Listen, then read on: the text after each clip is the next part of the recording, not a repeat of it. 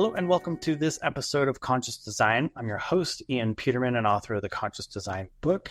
And today I'm excited to have Lee and Ryan. They're the co-founders of Good Judy, an eco tattoo supply company. Welcome to the show. Hey, thanks for having us. Yeah, thanks so much. So to start off, everybody loves a good origin story. What got you guys just into starting your own supply shop, and how did you start? I'll let Lee take the reins on this one. Yeah, so we're almost 5 years old now, and back when we started things, Ryan was a client of mine. I'm a tattoo artist, and yeah, we were just doing a tattoo one day and chatting about this and that, and I sort of mentioned that I was feeling really bad about the amount of plastic that I was using in my tattoo setup. And now that I had opened up a shop and there was more artists working under me, I was sort of really starting to feel guilty about the amount of plastic that we were producing every day.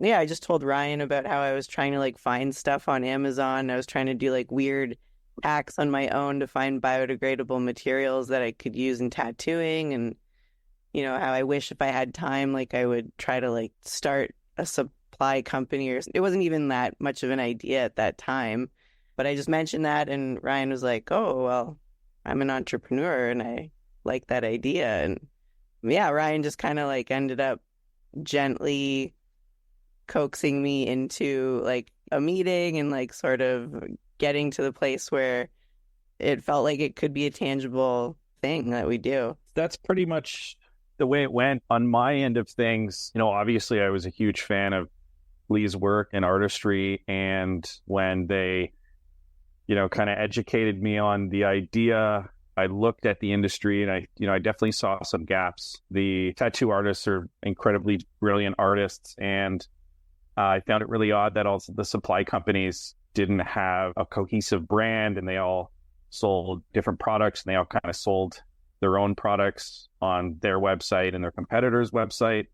And it just seemed like there was an opportunity there in conjunction to, obviously the eco part of it as well, which is where we really shine. So Lee and I kind of mapped out what we wanted to do for a launch for close to about a year. And then, like Lee said, 5 years ago, we were, incorporated, and here we are ready to launch in Europe after doing a pretty good job in Canada and the US. Where did you guys start? Because there's a lot of, as you said, there's a lot of disposable plastic things that go into tattooing. How did you go about deciding which was the most important, or, those first products you decided to start sourcing? How did you go about picking those? It was a very, very humble beginnings.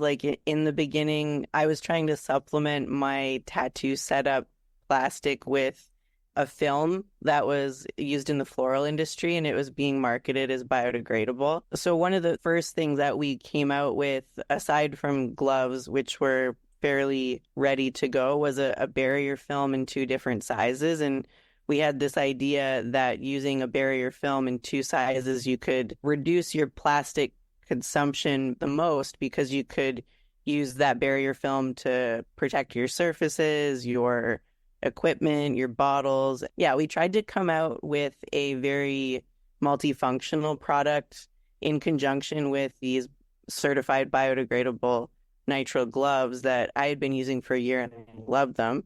And yeah, we just tried to start with 2.5 products, basically. Yeah, and to add on there, to Lee's point, we thought that we were able to, use this cling wrap as multifunctional protection barrier that would take over a lot of different products. And it worked a little bit, but it gave us the insight that we couldn't stray too far from what products tattooers were already used to. And that's when we just realized, okay, this is going to be a long haul. We're going to have to really come out with a lot of SKUs and make sure that we don't pay ourselves for several years to ensure we can just get up and running with the products that tattooers need and want as fast as possible. Also, I'll just add one thing to that too. I don't know if you use a cling wrap in your daily life in the kitchen, but cling wrap, has been used in tattooing for a very long time, but it also happens to be one of the products that just ongoingly, whether it's, compostable or made of regular plastic, is just very unuser friendly. So while it was like good to try and cover all the bases with something that gets rid of a lot of plastic products, it was really hard to base it off of that product because it's not super functional. So we kind of unknowingly went the hard route on that one. And there's a lot more stories about the challenges of barrier film, but luckily we got through it. And yeah, as Ryan says, now we have so many more products to replace that.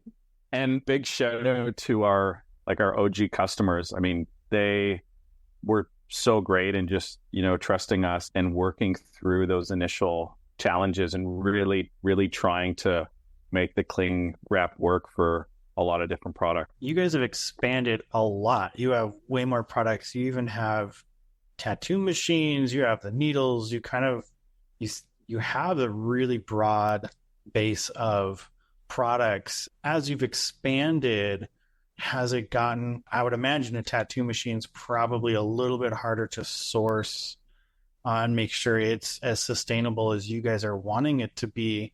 How have you guys addressed that? Have you gotten into having to create customized products, or have you been able to work with kind of existing manufacturers to just find the best products out there that are already available? Yeah, so in regards to the tattoo machine specifically, that was a pretty easy choice. Not too far from us in Michigan, there's a company called Workhorse Irons, and they make, in our biased opinion, the best tattoo machines in the world. They're made to last. They're made, right there in Michigan. So they reached out to us, we reached out to them, and we started a partnership with them so that we could be their official distributor here in Canada. And they also took on our products to sell them in the States as well. So we went that route because, these are machines that if there's an issue, if something breaks or if anything happens, they've got, extended warranties and we just get them fixed versus the format we're used to in this consumables world where you just throw it out and you buy a new one. A lot of like tattoo pens and sort of newer style tattoo machines, well, like pens specifically are pretty much made in China. So having a manufacturer that makes them in the States already comes with a very reduced environmental footprint from a transportation standpoint. So that's why we feel really good about working with Workhorse and, other local manufacturers. Yeah, that makes sense. I love the fact that you can actually repair it.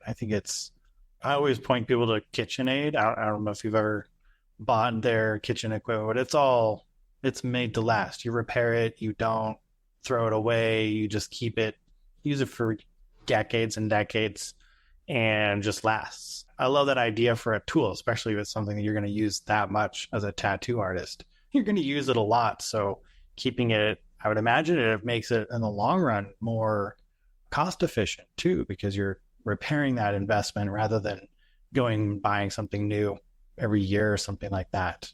Have you guys, as you've gotten these products, have you been able to find mostly companies that are already making sustainable products? Are there areas where no one is making one and it would mean a whole new product would have to be developed to be able to become an eco version of that for that specific application? Definitely both. I mean, of course, when we started, we sought out companies that were making these products for different industries, and we saw that it could be easily applied to tattooing as long as there was a few tweaks. We're manufacturer agnostic because we believe that we should always be going with the manufacturer that has the best and most up-to-date, environmentally responsible, either materials or manufacturing process. And that allows us to not just get into the old habit of just buying from the same manufacturer because it's easy to do. Now that we've grown quite a bit and we've got a lot more support now, we have started to get into a packaging company to help bring everything together so that we can have kind of brand new products for the industry. Mm-hmm. I feel like the big thing like that we sort of bring to the table that other tattoo suppliers don't is the mark of a certification. Like there are other tattoo suppliers in the industry that have their own brand of one or two products that they're saying are biodegradable or compostable, but nobody is offering up certificates or having that conversation about materials or end of life cycle. And so the big part of what I personally love about our company is that we're trying to make educating tattooers on these topics interesting. And it's been really cool over the years to see tattooers online like refer to terms properly, like to actually see someone in a DM talk about biodegradable and know what composting is pretty neat for me. So yeah, so a big part of what we do is like vet manufacturing partners, whereas other suppliers might not be. And we learned too that, not only getting these third-party certificates is important, but also testing the products ourselves. That's been a key part of ensuring that everybody's held accountable. I looked to your guys' certification page and all the different certification things that you guys have on there.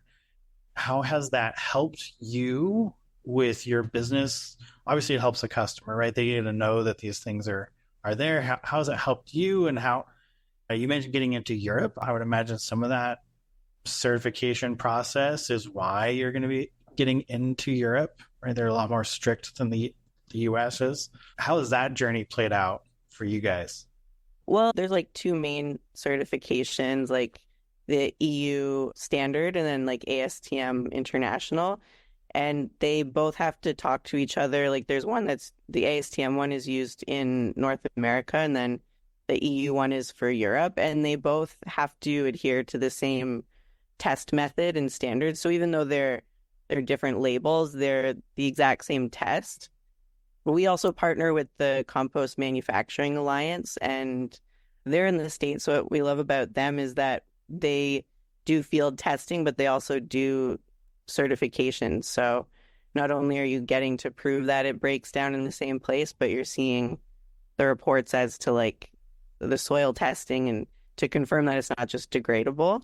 I don't know if I answered your question. So that's cool that you have those testing partners. Are these all products? Do you get them tested yourselves? Or these things like you buy the product, you get them tested, or is this something that the manufacturer has to get them certified? How does that work for you guys? That is a huge can of worms, actually. It's pretty interesting. I wish, Ryan and I can go on about that, because we actually just are dealing with a situation right now where we're trying to get certificates and information from a potential manufacturing partner that's made some claims. And often there are a lot of manufacturers who do have certificates, and it's very straightforward. They'll send you the testing and you're like, great. But just as often, unfortunately, there are manufacturers that make claims, and then we end up doing a lot of the testing and paying for stuff to, get to the bottom of it and be like, sorry, actually, your product is just degradable. It's not biodegradable. And it can get a little tricky and uncomfortable. Yeah, I would say that's one of the biggest things we've been dealing with this year right off the bat. We certainly start out with, requesting the certifications from the manufacturer on their material.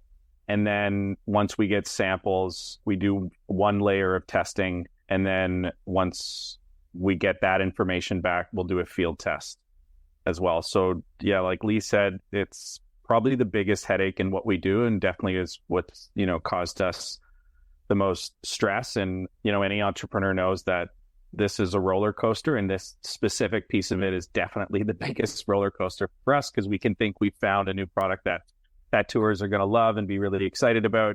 And then to find out that the manufacturer doesn't actually understand what true eco is, or not even true eco, just what eco products are. Hey, it's Ian here. So glad you're enjoying this episode of Conscious Design. If you want the full scoop on conscious design, what it is, how we do it, how you can do it, then check out our book. We wrote it so creative entrepreneurs like you can code social and environmental responsibility right into your brand's DNA. You can download the first chapter for free. Link is in the description. Enjoy the rest of the episode. Don't forget to like, subscribe, and share. How do you handle that, right? You have a supplier that you really want to work with. Is there sometimes a path to maybe working with them to make adjustments, or what does that mean? Is it end of the road for you guys?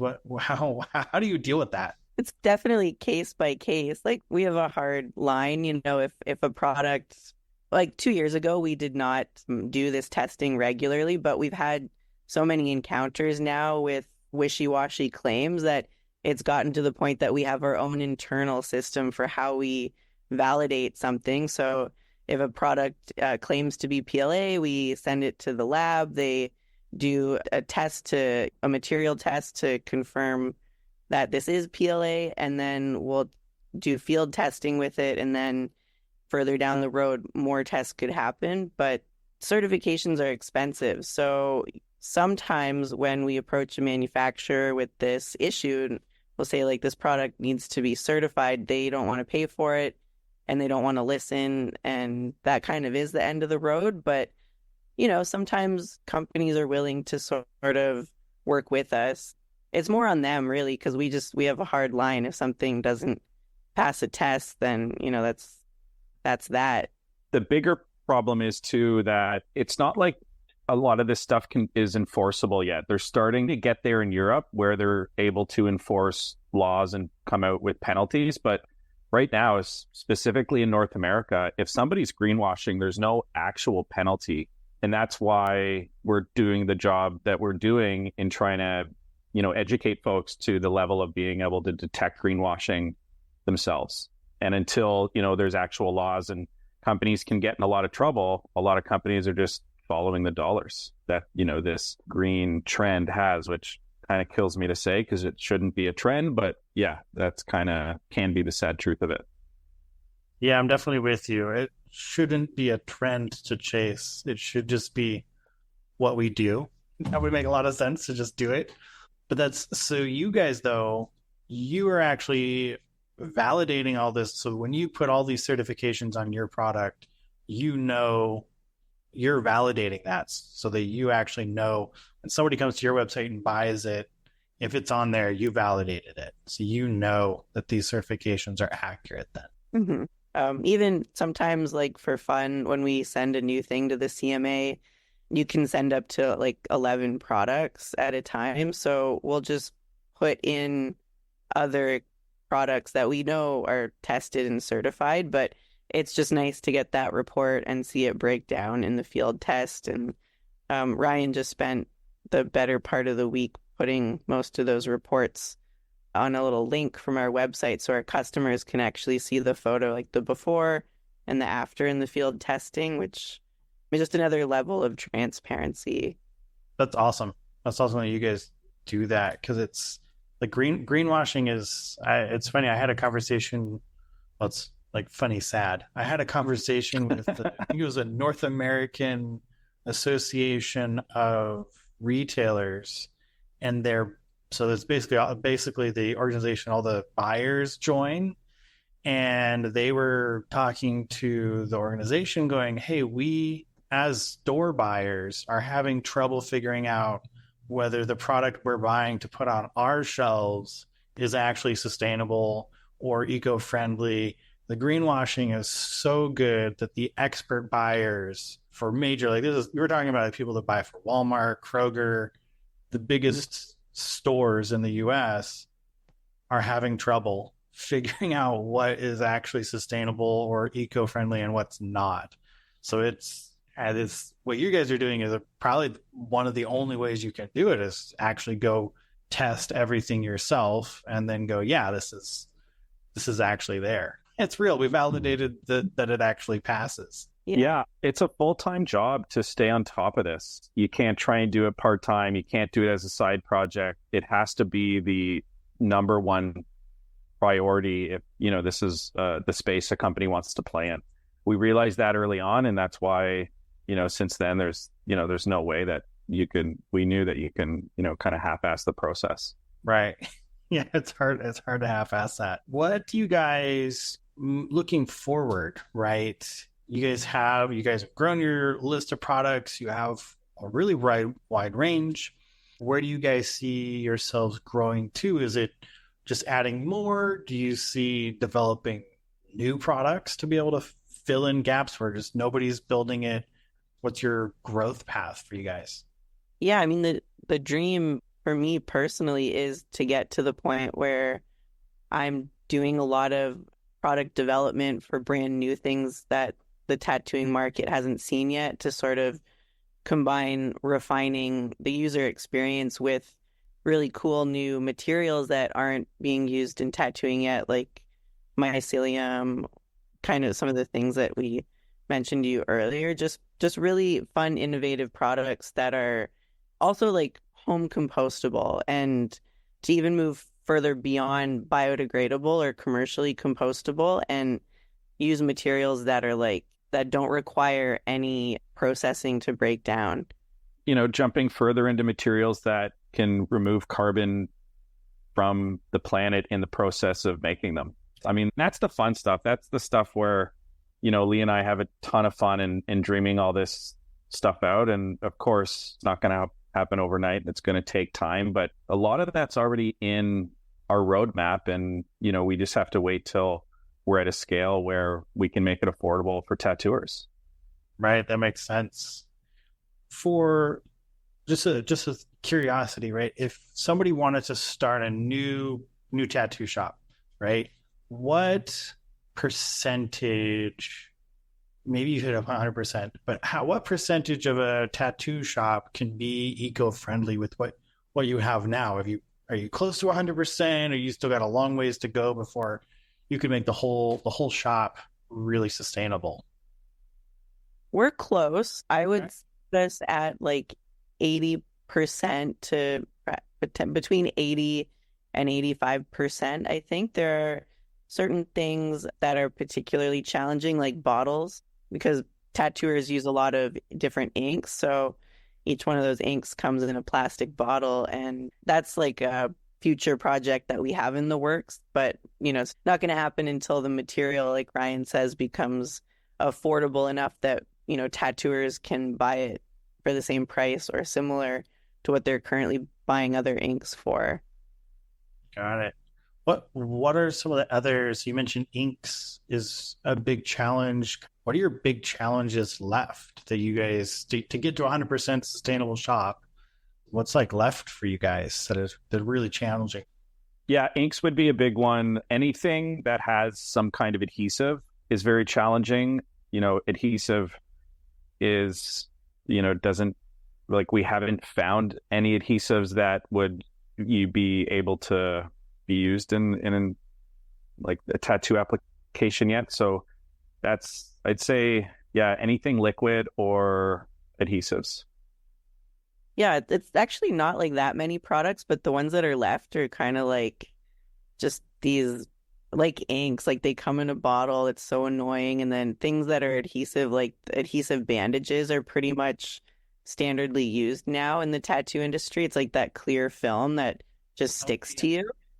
And like technically somebody could use our compostable barrier film to wrap a client's tattoo in that, but it's just so much less convenient that no one is really going to do it. So it's hard to give like an exact percentage, but we're pretty high up there. Like, I would say an 80% sustainable shop is quite an achievement still, if someone's out there doing it.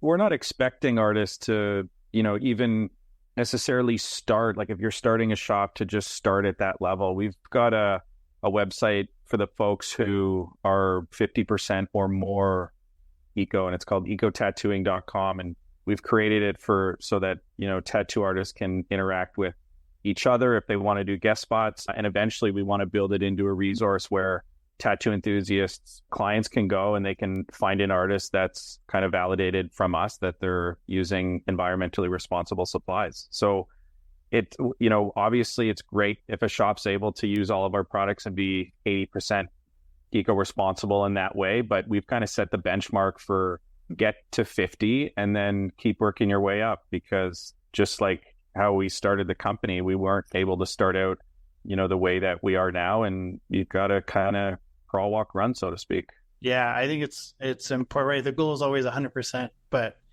being okay with taking your, crawl first, take some steps, and then get there is also okay to do, and you don't have to. I feel like there's a lot of pressure, right, to be 100% sustainable, 100% perfect, but that's really hard. to do a lot of times. So I love your website idea, though, that you guys have that if you're more than 50%, like that's a great way to showcase that you're being eco-friendly and kind of highlight those companies. And so that's great. We'll definitely add that to the show notes. Awesome. Thank you. Yeah. Well, before we wrap up, is there anything that you guys want to add in? Resources for tattoo shops? I love the website. Anything else you guys want to throw out there for people, tattoo artists, tattoo shops who might be listening? Yeah, I mean, I don't know. I guess I would say if like anyone is listening who is a tattoo artist or like a tattoo enthusiast, like it is impossible for anyone in their daily life to be 100% sustainable just because of the society we live in. And it's really just about like doing your best and like trying to lead all of your goals towards the idea of sustainability while also being your authentic self and while also figuring out what it means to you and where you can find the joy of like connecting to this movement as yourself, you know, instead of trying to like change your whole life and like make that really, you know, instead of like pushing against this huge boulder, just like trying to figure out like what works for you is a great place to start and a great place to keep going. Yeah, and I would say anybody on a mission like this from the start, this is a very significant mission for Lee and I. So anybody on a mission, even if it's not environmentally related, you know, put yourself out there, create something, and just when you put in a lot of passion and work, you'll be pleasantly surprised at how many folks, you know, will get behind you and allow you to create something incredible. So yeah, that would be my kind of closing thought is put yourself out there with something you're passionate about, and you'll find that a lot of other people are passionate about it as well, and they'll help you create something wonderful. Yeah, it's very well said, Ryan. I actually just started an entity called Conscious Design about creating circularity through the design perspective, basically. And it's crazy. As soon as you start putting something out there that you really care about, you'll find those people that are very much, oh, we want to help you. We have the same thought. Now we can all kind of group together and head towards a mission. So that's very, very true. So yeah, well, you know, to wrap up, I really appreciate both of you coming on and chatting. Ryan, Lee, this has been great. I love what you guys are doing. It's impressive that you have been able to replace so many products already, and you only have a few left to be able to make a 100% sustainable tattoo shop. But yeah, I really appreciate your time, and thanks for being on the show. Ian, thank you. I mean, this has been great. Thanks for taking the time to talk to us. It was really nice. And that wraps up another episode of the Conscious Design Podcast. If today's episode inspired you to bring your product idea to life and turn it into a sustainable 7-figure business, visit petermanfirm.com or click the link below. Your ideas have the power to change the world, and we're here to help make that happen. Thank you for joining us, and I'll see you on the next episode.